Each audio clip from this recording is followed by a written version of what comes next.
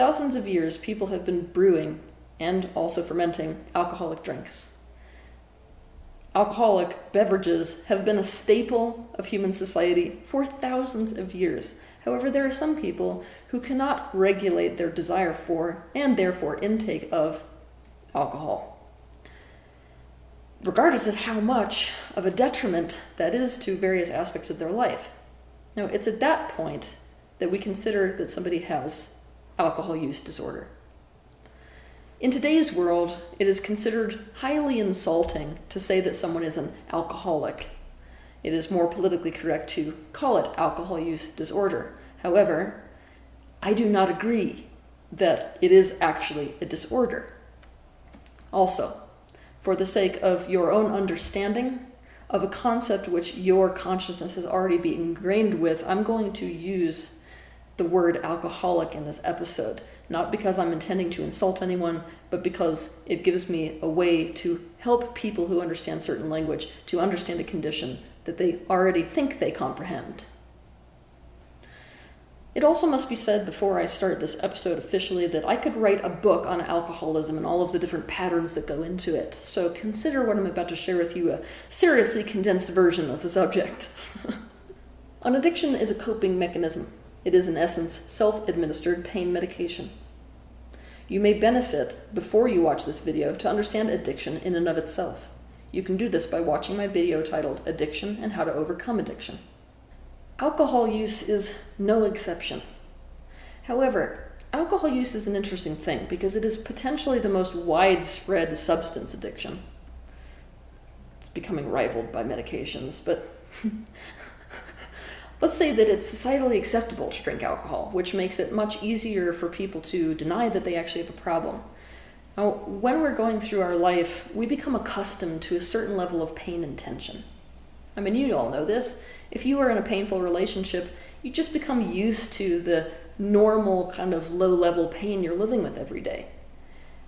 It's for this reason that I think that alcohol abuse is so prevalent, meaning that people don't really identify that the reason that they're using alcohol and the reason they love feeling buzzed or drunk even is because in that moment they get relief from pain that they didn't even consciously really realize they had. People can look you straight in the face and say, I don't have an alcohol problem. I'm not using it as an addiction. I'm not using it for pain as a pain med. I just like the way it takes the edge off, without understanding that to imply it takes the edge off implies there's some sort of pain or tension that it takes the edge off of. The fact that alcohol is such a staple for human social functions exacerbates this lack of awareness around the true motives and needs for the consumption of alcohol, as well as why we like it so much. All addiction is a modality of escape, a modality of relief. It is a modality of rescue from a specific tension or pain. Let's call it distress. Now, each specific addiction feels like relief from a specific sensation because these specific pains, these specific tensions, these specific points of distress dictate what will give relief, and alcohol is no exception. So you can understand this underlying distress that is creating the need for specifically the addiction to alcohol. I'm going to explain that for you today. The pain that fuels alcohol addiction is unsafety in relationships. That means unsafety with people. Alcoholics have a high degree of social anxiety. Whether they recognize and admit to this or not is another thing. It is very hard for alcoholics, especially men, to admit that safety is their issue. This makes them feel weak and in many cases emasculated. The other very hard thing to face is that if you are an alcoholic, your background, meaning childhood environment socially, was a dysfunctional one. Now, a lot of people don't recognize that their relationship is dysfunctional. Why? Because it's hard for a fish swimming in water to understand the water, the limits of the water, the problems with water, unless they experience something else. Very few people have come to understand that it is the emotional and mental and sometimes physical wounding that was a byproduct of childhood trauma that is actually creating their current addictions. Very hard for them to realize this. Instead, what they're doing is saying, well, I must be addicted because of some genetic predisposition. I must be addicted because of some abnormality in my brain chemistry. I must be addicted because I have some sort of a irreparable character flaw. Now, the truth couldn't be any further from this. And let's be honest, because connection, or our sense of our own childhoods, our family connections, tend to be the most carefully guarded ones in our entire experience, all of us would prefer for there to be another explanation than that the reason that we have this pattern is because of a dysfunctional situation in our childhood home. The thing is, if we don't understand this, and we don't really directly look at those negative patterns that were ingrained in us that cause distress, that's the reason for the addiction in the first place, then at very best, even if we are able to get off of alcohol, we become a dry drunk. Now, for those of you that don't understand what a dry drunk is, it's somebody who, regardless of whether they're on alcohol or off alcohol entirely, and even for years, the same traits and character, the same detrimental behavior that was present when they were drinking is still present. There's just no drinking. The sad thing is that if you come from a dysfunctional home environment, which, by the way, it's actually impossible to become an alcoholic if you do not come from a dysfunctional situation in your childhood environment, the sad thing about this whole situation is that you will repeat those patterns in your adult life. It's a lot easier for people to look at their adult relationships and to go, wait a minute, this really isn't working for me and it's dysfunctional, than it is for people to realize that that dysfunction playing out in their adult life is an exact mirror reflection of the exact dysfunction that was present in their formative years. Between ages birth and about 8 years old, when a child starts to transition into the mental aspect of growth, they are literally being programmed with these patterns, regardless of whether they're healthy or not. Thus they repeat when they are unresolved or changed. The pain that unites alcoholics is the feeling that relationships are not safe, especially emotionally.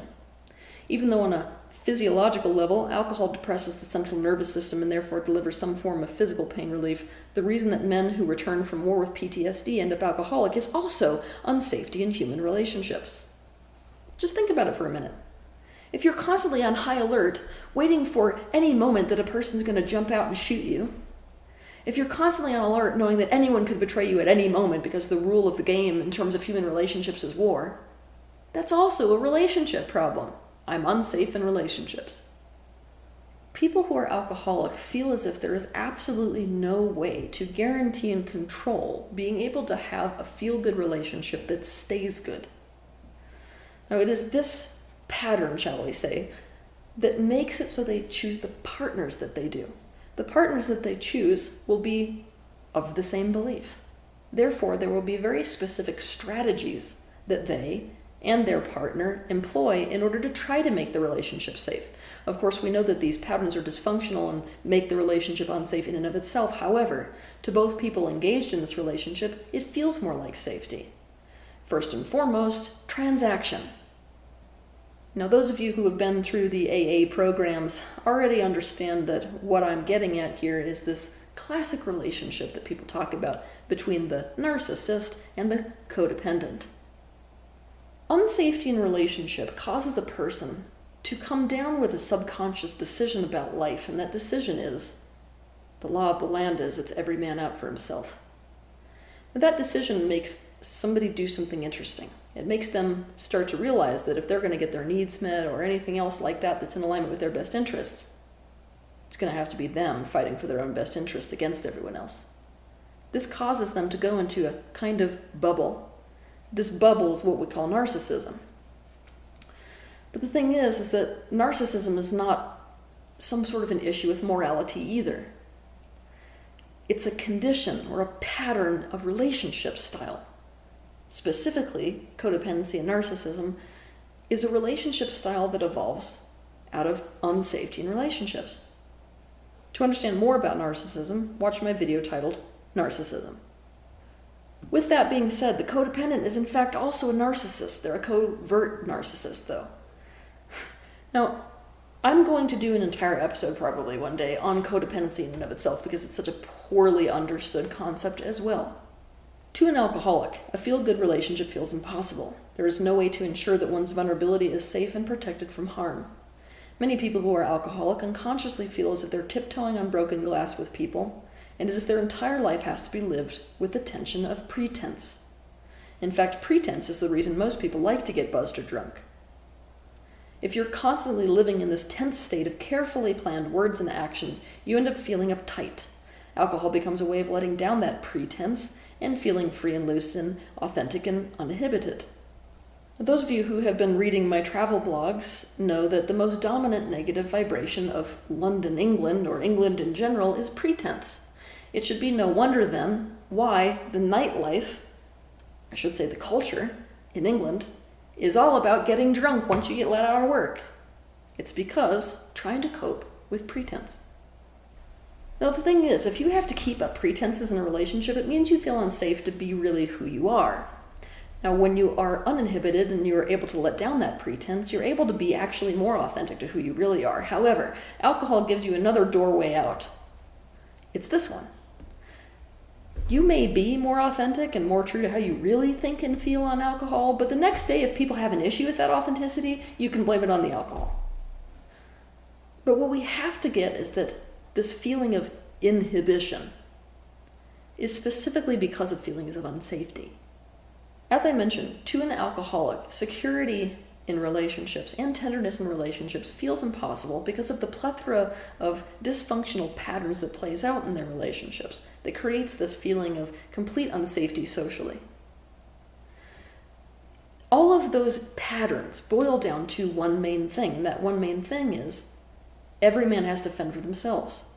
No one's going to take your best interests as part of themselves. In fact, they're going to be against it, so you've got to fight for your own best interests. Now this makes transaction the most safe relationship you can be in because the laws of the game are straightforward. There's no surprises. I give you this, you give me that in exchange. In a world where everyone's only out for their best interest, you're actually fundamentally alone, regardless of whether you're in the room with other people or not.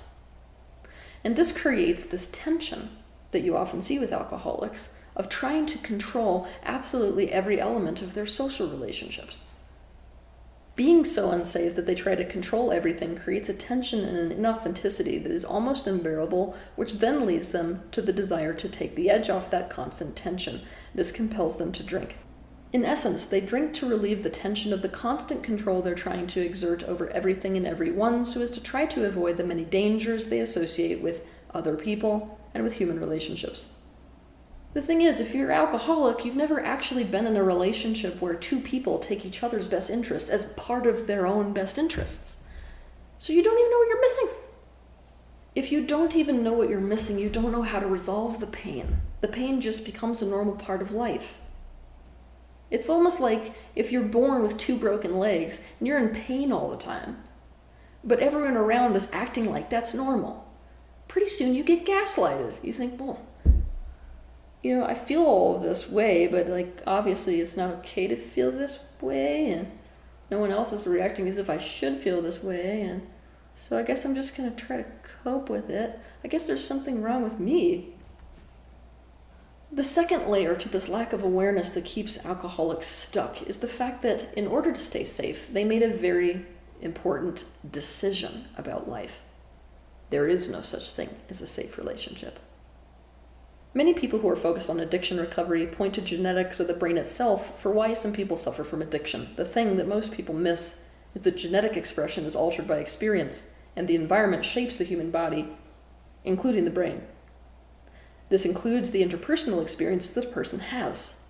For this reason, it can be said that brain development is a reaction to the environment. If one has a healthy, safe relationship in childhood, the brain will form differently than it will if the necessary conditions for healthy brain development, most especially emotional conditions, are not available. This distortion of brain development is what many researchers point to as the cause of addiction, when in fact, that's like saying the light came from the light bulb. We all know the story of light began long before the light bulb.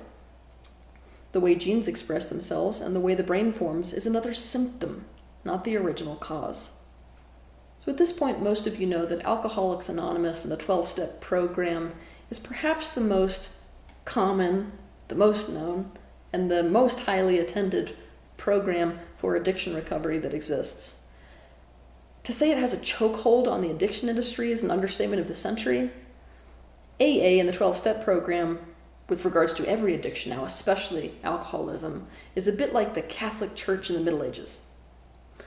That being said, wasn't it sacrilegious to say anything about the Catholic Church in the Middle Ages? Yes. So the likelihood of what I'm going to go into now relative to AA and the 12-step program is likely to really upset some people, as you will probably see in the comments below this video. However, at the risk of upsetting people, as per usual, I'm going to express a higher objective reality about AA and the 12-step program.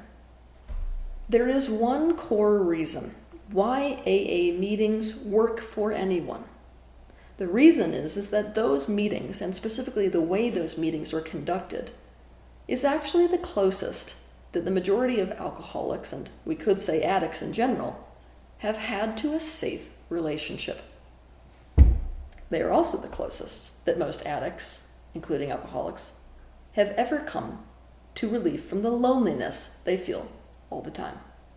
It is the way that other people relate to them in that group, and the rules of conduct laid down by the organization itself and supervised by the group leader that creates the sensation of safety. Given the wounding that compels someone to drink, this is healing. It's healing because it's the opposite experience.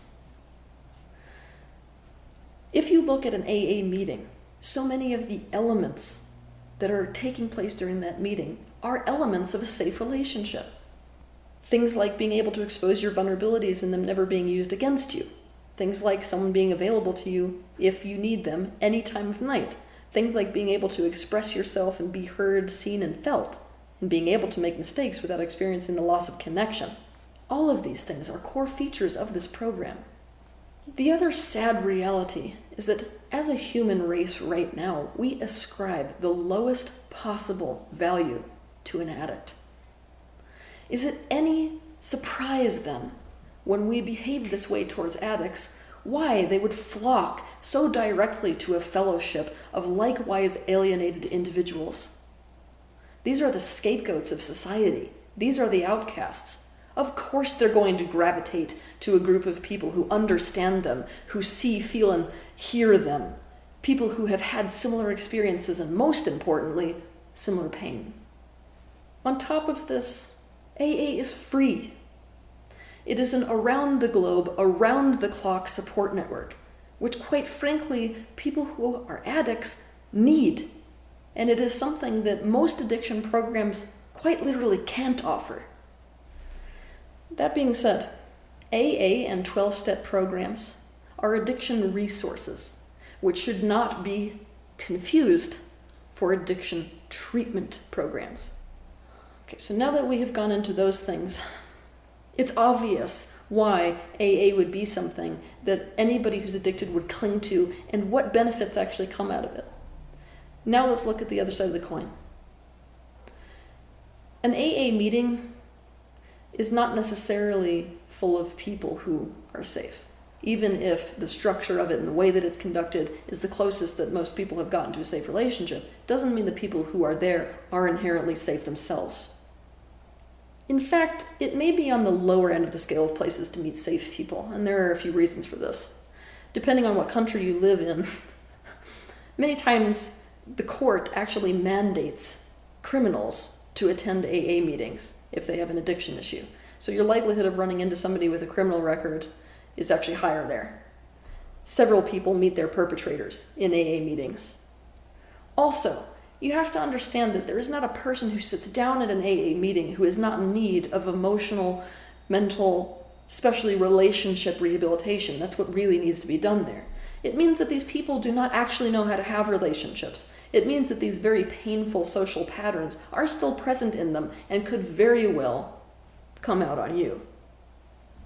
This doesn't make them bad or wrong, any more than a wild animal is bad or wrong, but you have to know what you're dealing with. I mean, if you're dealing with an animal that's been very, very damaged, the likelihood of you opening the cage and sticking your hand in and not getting bitten is very low. And by the way, with that bitten analogy, this applies to even the very sweetest people who attend AA meetings, because even them, the most codependent of them, can carry out incredibly painful patterns socially. Many of the methods that are used by AA and 12-step programs are completely outdated methodologies that have no place in addiction treatment. When these programs were created, it was an assumption that addiction was in fact a moral issue. It was a character flaw. It was a lack of willpower. Because moral defect or moral weakness was thought to be at the heart of addiction treatment, there are explicitly Christian overtones in AA. The fact that there are overtly Christian overtones in AA is a problem, but it's a problem I'm not going to go directly into. Why? Because many AA programs and 12-step programs have swayed away from these Christian overtones and tried to create something more agnostic. That being said, even these more agnostic groups tend to focus at addiction healing as if it is a moral issue. Morality has absolutely no place in a conversation about addiction. It has nothing to do with addiction. And if you start focusing at it as if it does, that only creates more shame, right? Morality is a sense of goodness versus badness, right versus wrong. It has no place in addiction. If you start focusing at it like it does, you actually reinforce shame. Shame is the bedrock of the self-concept of an addict. It's the reason most of them can't admit they got a problem in the first place. Because why? In a relationship that's unsafe, it's not safe to admit you have a problem. So, if you want to reinforce the very condition creating the alcoholism in the first place, go ahead and make it a moral issue. The other perhaps biggest issue that the universe at large has with the 12-step program and with AA is that it encourages you to recognize that you're powerless and to place your faith and healing in a higher power. This, in fact, increases the risk of relapse and the risk that those relapses will be more and more severe. It's important to accept reality. Reality is, I cannot control everything in life. Reality is, I'm abusing alcohol to cope with my life, and it's creating huge problems for myself and the people around me.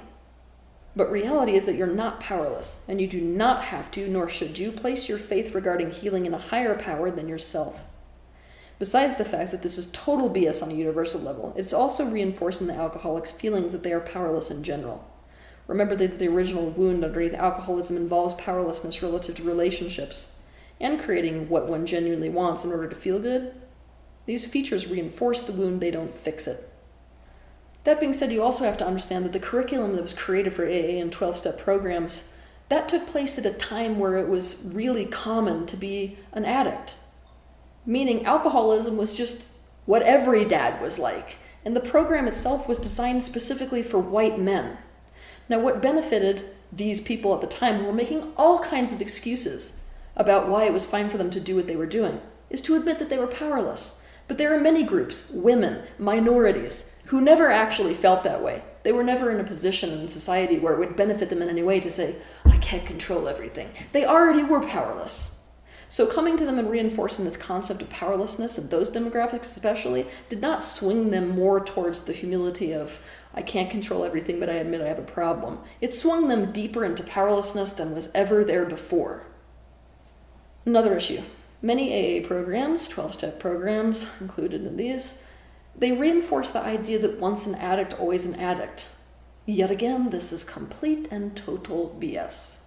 It also defies the universal law of healing.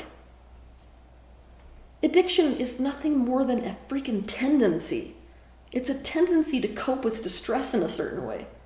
So to say that because you cope with stress in that way, you will always run the risk of coping with stress in that way, it's retardation. To pathologize yourself in this way and to believe yourself to always be defective in this way or at risk of it not only reinforces self-distrust, but it's also detrimental to your self-concept. But it's at this point that I have to talk about this very deep shadow that I'm noticing in many of these 12-step programs and AA groups. And it's that you have to believe once an addict, always an addict, in order to keep your sense of belonging. Obviously, you don't really belong in an AA group if you're not an alcoholic still, right? So you're going to keep going for 20 years. Why are you going to keep going for 20 years? Because that's your place to belong. That's your place for safe relationships. That's the closest to safe relationships you've ever gotten. That's where you're not lonely.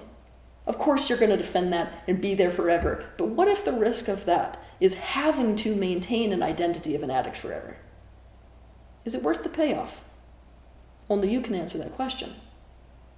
Even though some of these groups are getting better, most of these groups, like AA and the 12-Step program, do not understand that it is the trauma that is underneath this distress that is causing the desire to use alcohol in the first place that is the problem. What they do is that they focus on overcoming alcohol addiction as if it is a matter of developing willpower and morality alone. Yet again, addiction is not a matter of an issue of willpower. My last point, my last issue, shall I say, that the universe at large has with the 12-Step program is that it's a one-size-fits-all approach. That being said, I have to give some leniency because it is very difficult to create a group program that is not a one-size-fits-all methodology. However, this distress or these wounds that is creating addictions in general, but in this case, alcoholism, they're different wounds. Even though they share similarities, every person's going to have a different variable in their life that led to why they have this coping mechanism in the first place. And therefore, they have individual awarenesses, individual tools which will work for them, and individual resolutions which need to take place in order for them to make it so that there's no wound there at present that you're wanting to drink to cover up. That means that true addiction treatment actually must be an individualized process, and that these group experiences can be an addition to and a support process, let's call it a resource for addiction, not a treatment in and of itself. When the reality of addiction is that people need specifically tailored awareness and specifically tailored solutions, what this means is that that popular slogan, people fail the program doesn't fail the people, is also complete and total BS. It is the program failing the people, not the people failing the program, because the program is being treated by society as if it is a treatment program instead of an accessory to treatment. Okay, all that being said about alcoholism, what should you do if you struggle with alcoholism? 1, your first step away from alcoholism is to decide you don't want to drink. Now, what I just said is pretty interesting. You may not understand it right away, so let me dive deeper. For the majority of people who are trying to quit alcohol, it's not a genuine desire not to drink. It's something that they feel they shouldn't do. It's something they feel they have to use their willpower not to do. Now, this is the thing I need you to understand. Willpower is really something that has to be used only when someone has a desire to do something. Obviously, you don't need to use your willpower to oppose yourself in any way if you decide, I don't want to drink anymore. So the very first and most empowering step is, I don't want to drink anymore. Now, obviously, if you can't say this honestly, ask yourself why. Now, as for not wanting to drink anymore, aside from all the plethora of detrimental things that alcohol is doing to your life currently, I have something that should help you out. As much as people are going to resist the hell out of what I'm about to say, the human body is not designed to handle alcohol. Alcohol is not good for the human body. Alcohol is a drug. Alcohol is an intoxicant. And alcohol is toxic to the human body.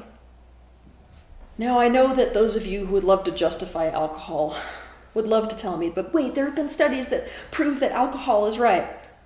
Look deeper into those studies, because there's some very interesting reasons why these results have turned out. If you're going to make the argument that alcohol is good for people at all, the reason is because I can't tell you how much toll it takes on the human body to be walking around in a state of stress and tension.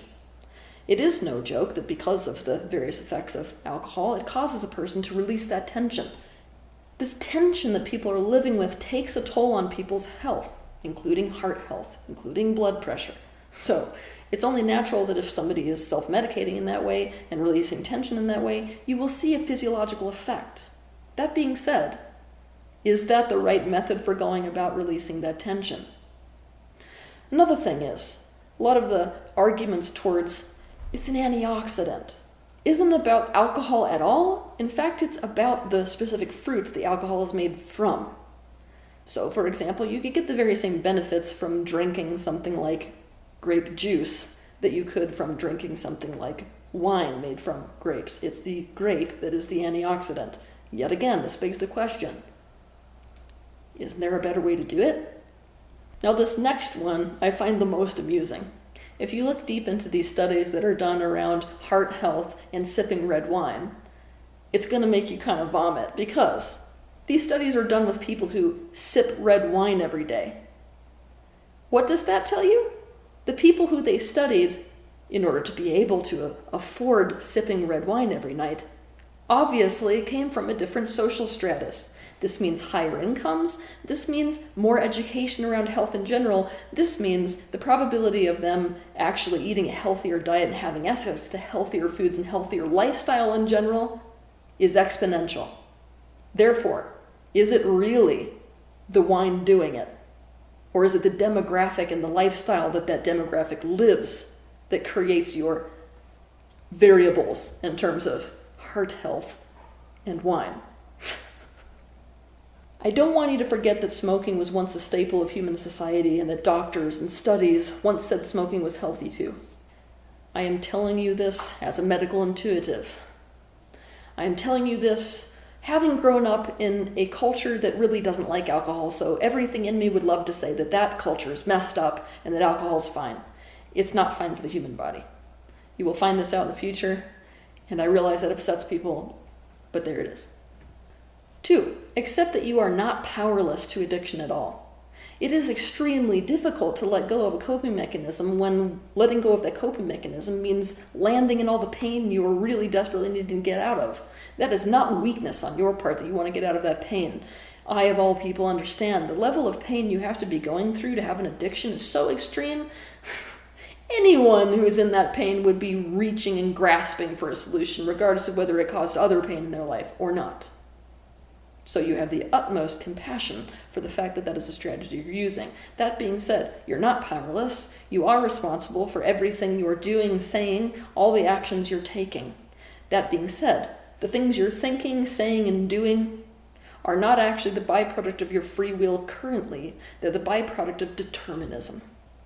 Saying that something is created by determinism means that it is created by unconscious traumas, which have become patterns, which are now unresolved within you. 3, the only real way to resolve alcoholism is to really face the distress that you are trying to alleviate through taking alcohol. This approach is distinctly different than focusing at alcohol use disorder as if alcoholism is a disorder in the first place. This is also distinctly different than focusing on alcohol as if it, a substance itself, is addictive. The 12-step program encourages abstinence because it believes you're powerless and thus must completely avoid alcohol. What if I told you that if you resolve the pain you're using alcohol to dull out, there will no longer be a craving for it in the first place?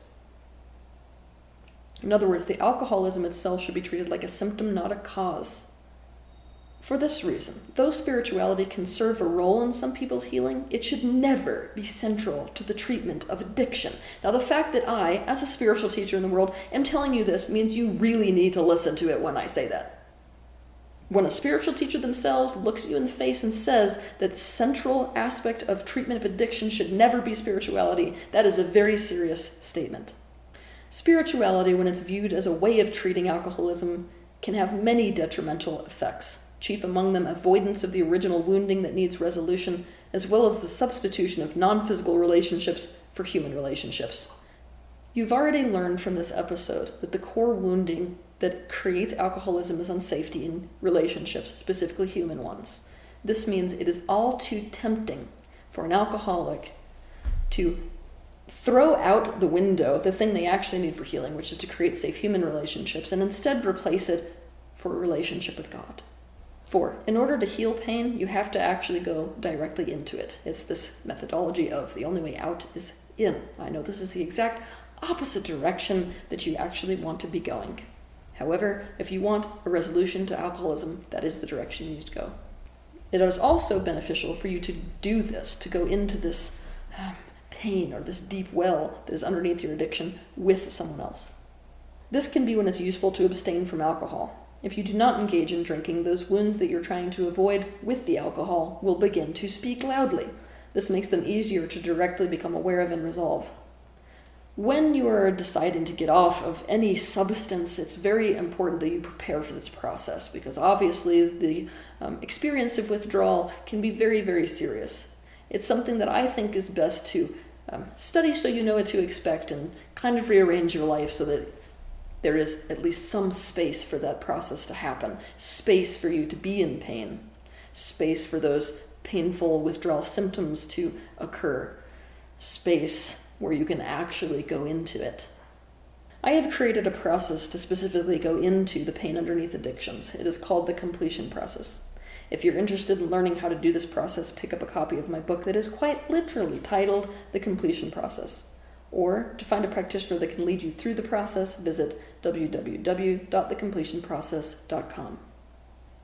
It is the failure to focus on these deep wounds and deep distress points that underlie addictions that is the reason for this incredibly poor success rate that you see with rehab centers and 12-step programs. 5. You know that the root of alcoholism is unsafety in relationships. This means unsafety with people. So what does this mean? If you want to heal from alcoholism, that's what to master. The mastery that needs to be created in your life is relationships. This means it's time to become obsessed with learning how to have a safe relationship, what not safe relationships are, what are the components of both. Your purpose on this planet, shall we say, if this is your wound, is to become an expert in how to have a safe relationship. What I just said is really big. It means you're here to heal your experience of unsafe relationship. So you can understand what healing is, I encourage you to watch my video titled, What is Healing? Your obsession from this point forward should be learning how to create safe relationships and then actually creating them in your life. This means you have to become safe for other people too. Now, I know it's difficult to admit, but the thing is that if you have made a decision based on your experiences in life that relationships are unsafe, you react to that in a specific way, don't you? If the law of the land is it's every man out for themselves and you can't trust people to take your best interests into account, you become overly concerned only with your best interests. You become defensive. You become armored.